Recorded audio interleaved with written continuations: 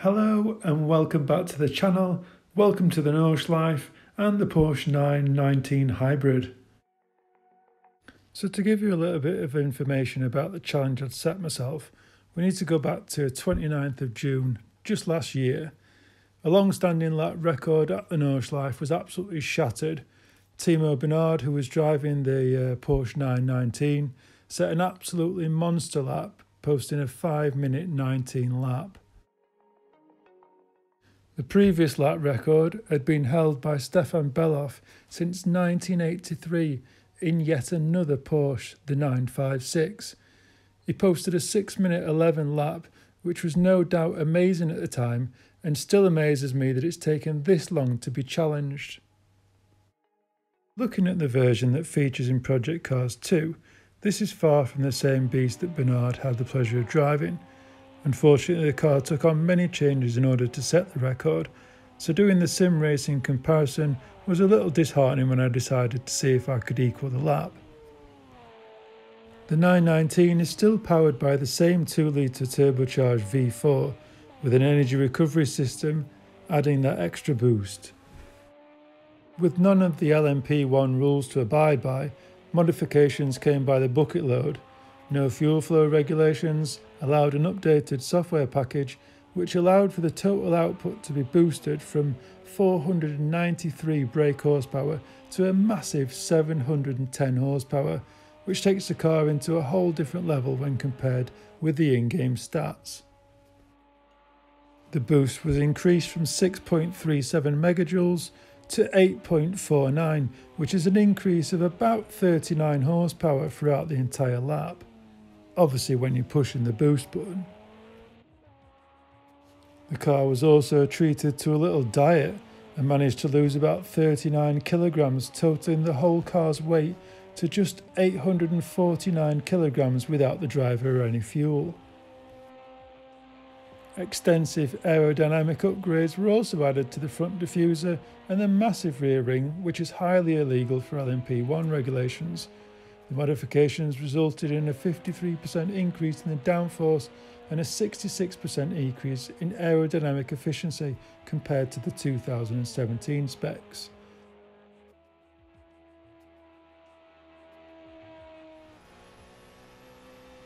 So as we ride on board with Timo Bernhard down the longest straight of the Nordschleife, you can see he's quite clearly topping the car out at about 368 km an hour after the initial boost from the last corner.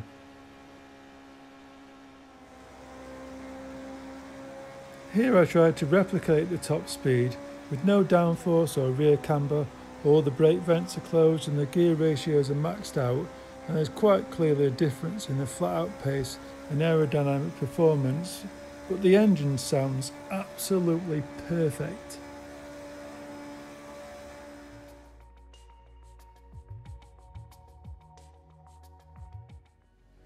So if we quickly take a look through the setup, we'll see that there's quite a few things to talk about.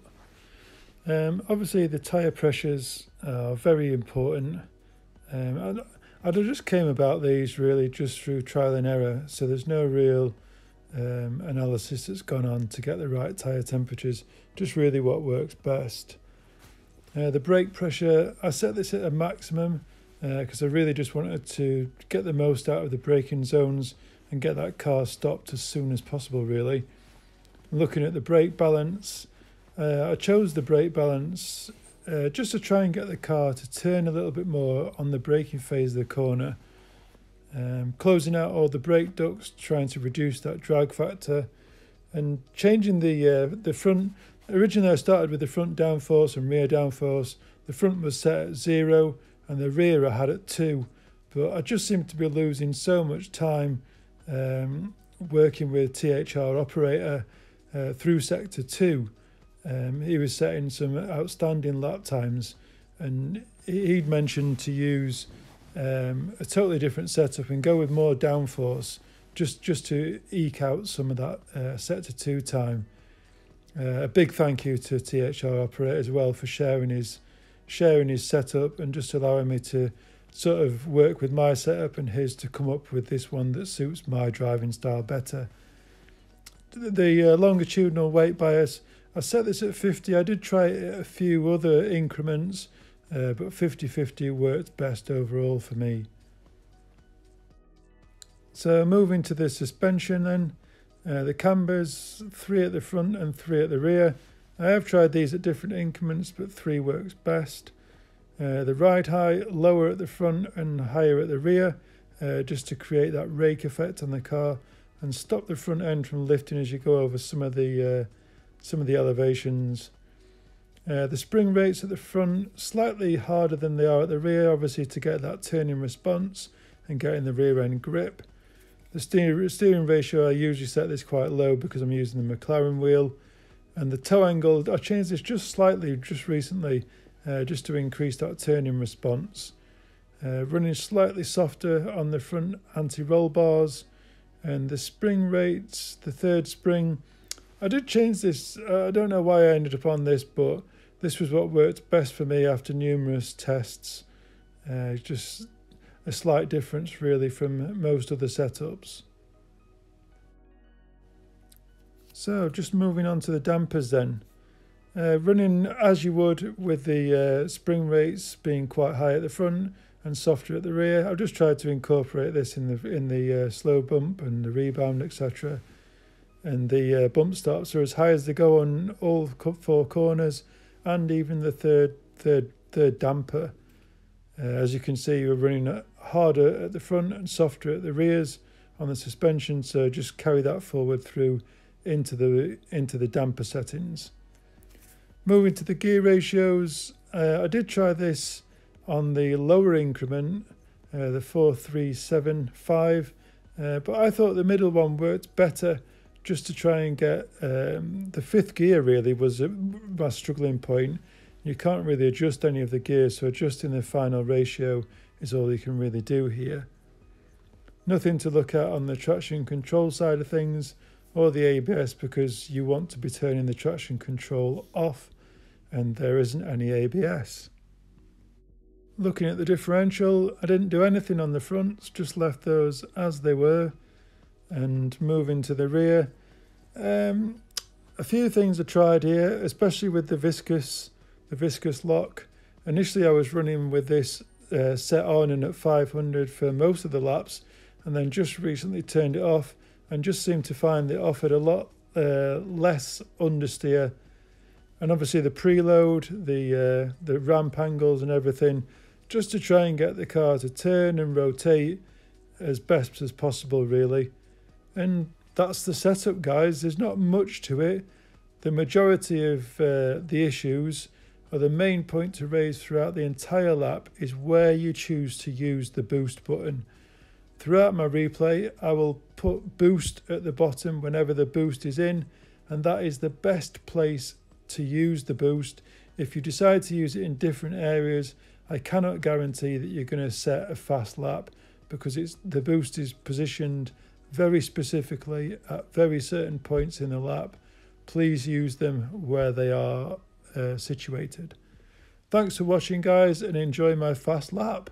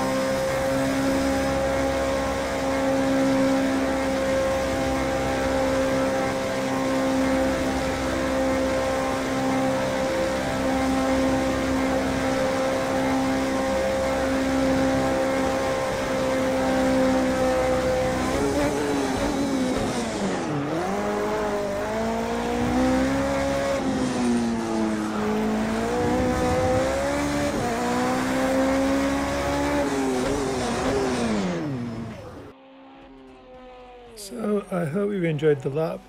I certainly enjoyed putting the video together and spending some time at the Nordschleife, driving the Porsche 919. It's certainly been a real pleasure. I'd certainly recommend everybody have a go at the LMP cars. I really can't understand why they're not featured more heavily in the lobbies rather than running just GT3s and GTEs. They really do bring, especially with the KERS boost, a whole new level of racing, and they're just really fun to drive. I'd certainly recommend giving it a try. Thanks once again to THR Operator. You've been a massive help on this challenge I set myself. Really great to have made contact with you. I hope you enjoyed watching, and until next time, ciao for now.